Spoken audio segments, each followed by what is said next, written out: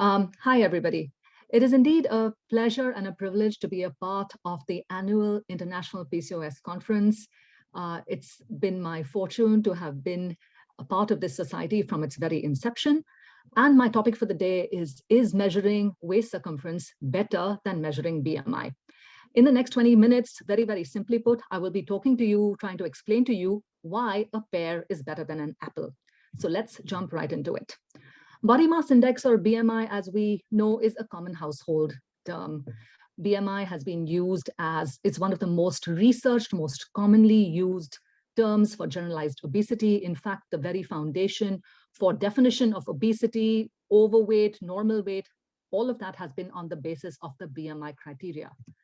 Now, BMI is expressed, like we know, in kg per meter squared, measured very simply by checking body weight in kgs divided by height in meters squared. It can be very simply done at home in the clinic setting, and therefore is used universally for population screening in clinical practice, almost as a vital sign.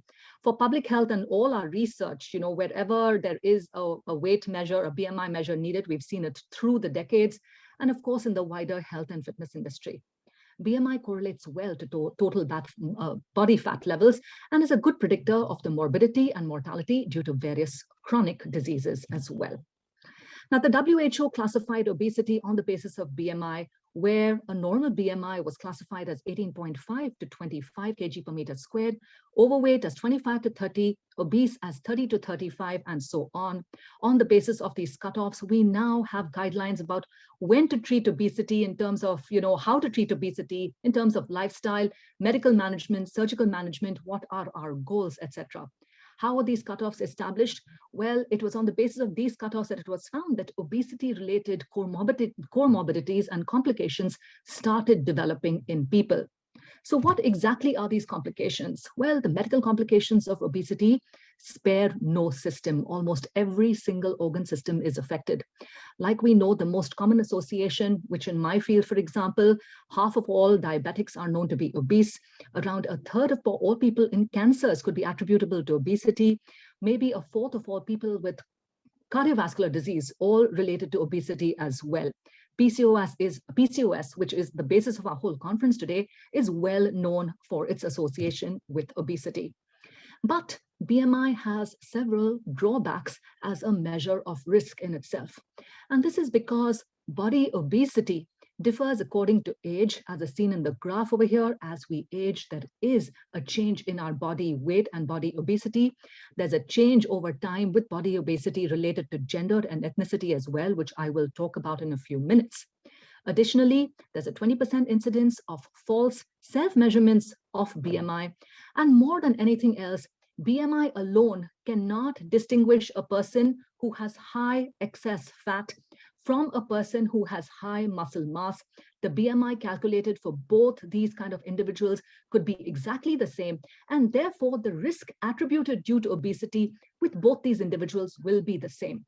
In other words, BMI cannot distinguish between metabolically healthy and metabolically unhealthy individuals. So what am I trying to say over here? The drawbacks of BMI are that BMI correlates with total body fat and does not reflect a pattern of body fat distribution. In other words, BMI cannot differentiate a pear and an apple. Both of them, if they're of the same size, are just fruits of the same size. But importantly, from an obesity standpoint, pear-shaped obesity, or generalized obesity, as we would call it, is associated with an increased collection of fat in the hips and the buttocks area. This is more correlated with mechanical problems. Compared to that, an apple-shaped body happiness or visceral adiposity, central adiposity are all associated with a higher risk of insulin resistance and cardiovascular disease.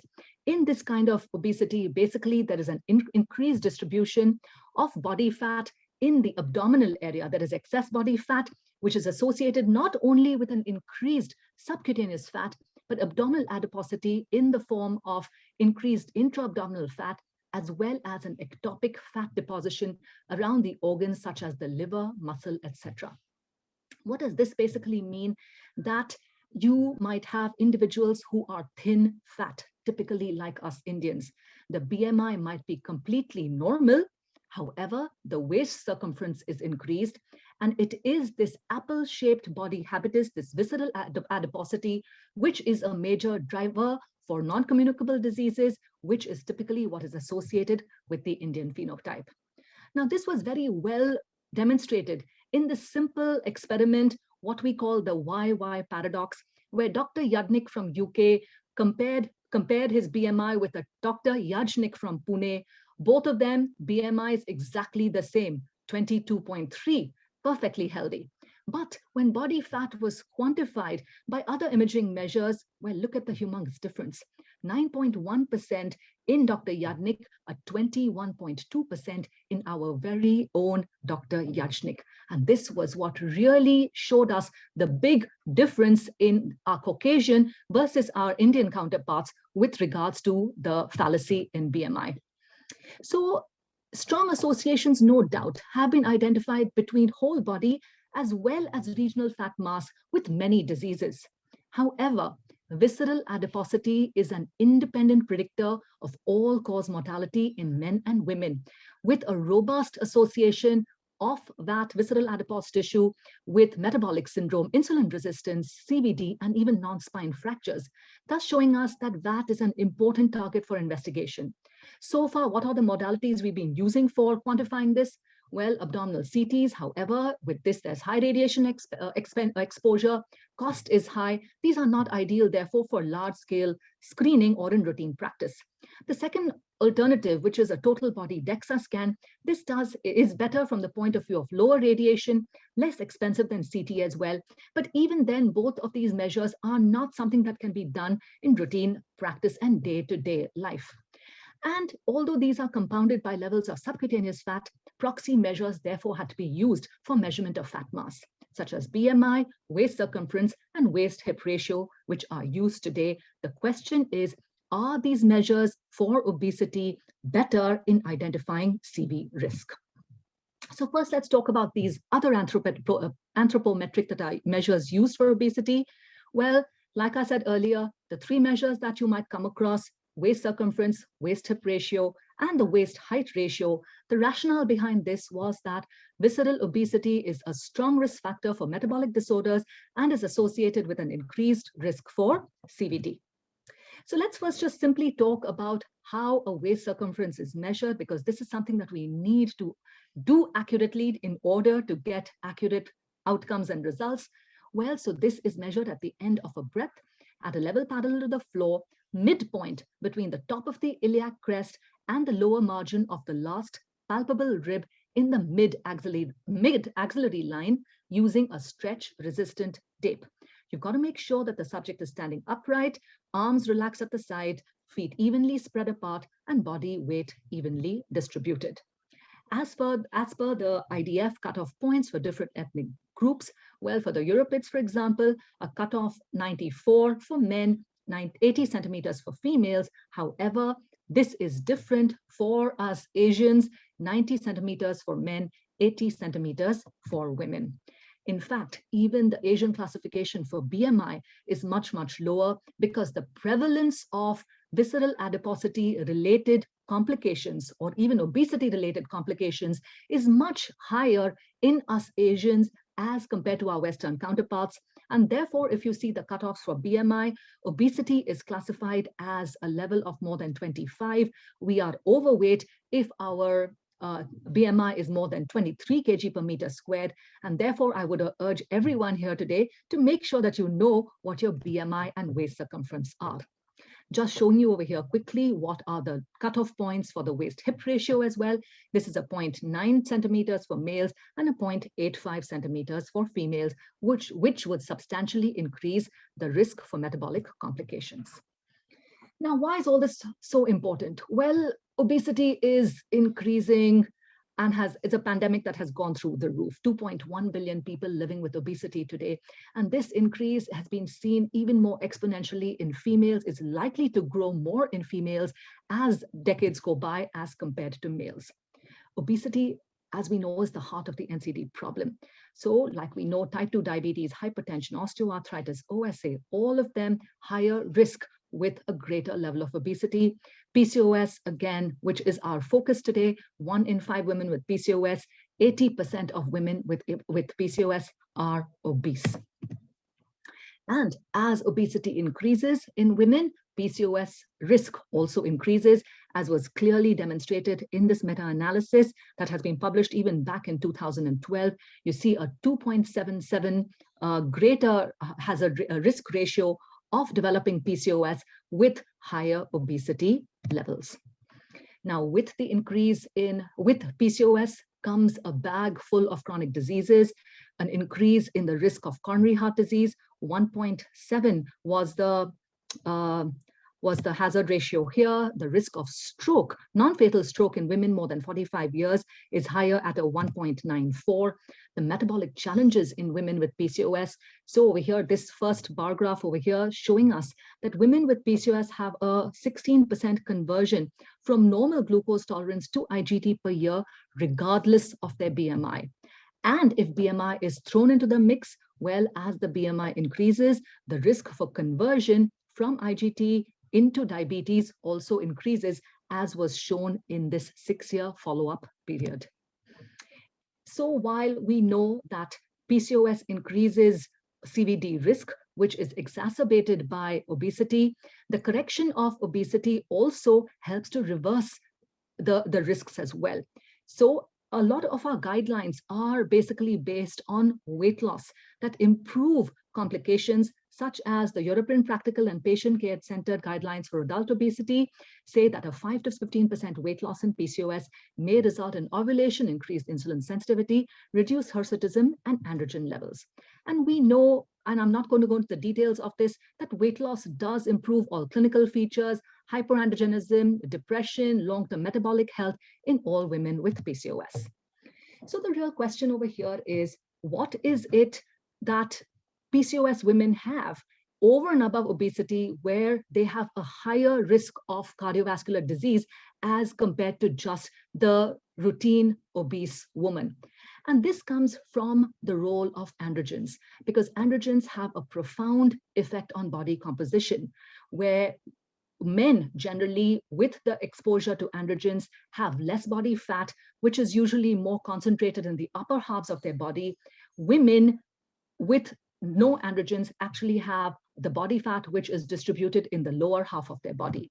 But when women are exposed to testosterone, this then results in them developing an android body habitus.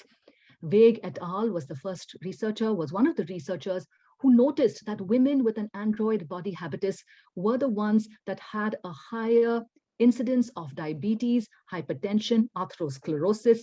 He also reported that upper body obesity was seen in women after menopause. The association with this upper body obesity has been made with insulin resistance, with hirsutism, with CVD, and women with PCOS also have been seen to have a higher waist circumference and a waist-hip ratio compared to women with BMI, compared to those with BMI of a matching nature. Do we have proof to support this hypothesis that a chronic exposure to higher T levels in PCOS women will modify their body fat distribution? So here is some of the evidence that has been reported in this area. Studies of androgen administration in non-obese female to male transsexuals that will lead to increase in visceral fat and adversely impact insulin sensitivity. In postmenopausal women, when there is an exposure to androgen, it increases visceral fat in both obese and normal weight women. In another study in rats, testosterone admission of a single high dose early in life led to the development of insulin resistance and a centralization of adipose tissue mass as an adult. And therefore, it may be that an early androgen exposure adversely affects future body fat distribution with a greater accumulation of central fat, with the theory that PCOS might be, in fact, of intrauterine fetal origin for that matter. This is what truly might be happening. Other studies have also shown that isolated abdominal fat cells from women with PCOS revealed larger cells in both obese and non-obese women with PCOS compared to controls, therefore suggesting that there was a preferential abdominal accumulation of adipose tissue. And the femoral adipocytes, however, are smaller in women with PCOS than reproductively normal women, consistent with a shift to android body fat distribution in PCOS women. And these observations therefore raise the hypothesis that hyperandrogenemia may contribute to the development of visceral obesity in PCOS women, necessitating further investigation in this area. So let's understand now what is the comparison BMI versus a waist circumference. So studies have been done for this. One such study that was conducted to determine whether BMI adds to the predictive power of waist circumference in assessing obesity. The results basically showed that BMI plus a WC did not predict an increase in obesity-related health risk more than that of waist circumference alone. And for the same waist circumference value, overweight and obese persons have a health risk that is compared to those of normal weight persons. This was another study that was published in 2017. And over here, the authors basically showed that the best predictors of percent fat mass and VAT mass measured by a DEXA scan in both men and women was in fact the waist height ratio. The cut points of this were defined as a 0.53 in men and 0.54 in women, and the cut point for predicting visceral obesity was in fact 0.59 in both sexes. This was another study to portray the sex differences in the association between the measures of general and central adiposity and the risk of MI. This is from the UK Biobank, and the conclusion of this was that although general and central adiposity measures each have profound deleterious effects on the risk of MI in both sexes, a higher WC and WHR conferred a greater excess risk of MI in women more than men. So this was a study to show the gender-related differences, and a waist-to-hip ratio was more strongly associated with MI than BMI in both sexes, especially women. And in this same study, the author basically asked that doctors should find respectful ways to overcome the sensitivity of measuring patients' waistlines. I thought this was worth including over here. And, this can be done by letting patients measure their own waistlines with inexpensive digital tape measures. And the author further said, I think the study points to BMI as a flawed measure, offers evidence that we ought to be measuring waist circumference systematically in all adult patients at least once a year, not just because it shows certain people that they are high risk, but it might also identify folks that are not at high risk. Now, in 2015, the AHA therefore made a statement that recommended that adults have both their waist circumferences and BMIs measured every single year. Finally, the measures, this was a commentary made by Seidel in the European Journal of Clinical Nutrition in 2010, basically stating that waist circumference and waist-hip ratio are both related to an increased risk of all-cause mortality throughout the range of adult BMIs. WC and WHR are strongly predictive in young and middle-aged adults compared to older people and those with low BMI, and a waist circumference alone, in fact, could replace a waist-hip ratio and BMI as a single risk factor for all-cause mortality. Well, finally, all I'd like to say that all of us in our practices have traditionally been using BMI. We have to recognize that BMI sometimes could overdiagnose people as being obese. Those are the people with an increased muscle mass. It could underdiagnose people who, might have a low BMI, but that, hiding that little abdomen below their shirts. So it is very important for us to find anthropometric measures that are not only useful for measuring obesity as a risk, but in fact go one step further to measure cardiovascular risk as well. Therefore, I will end with this statement. It is more important, especially for cardiometabolic conditions, that your belt goes down rather than the reading, that your belt notch goes down rather than the reading on the scales. Thank you very much. I'm going to end by saying that eat an apple every day, just don't become one. Thank you.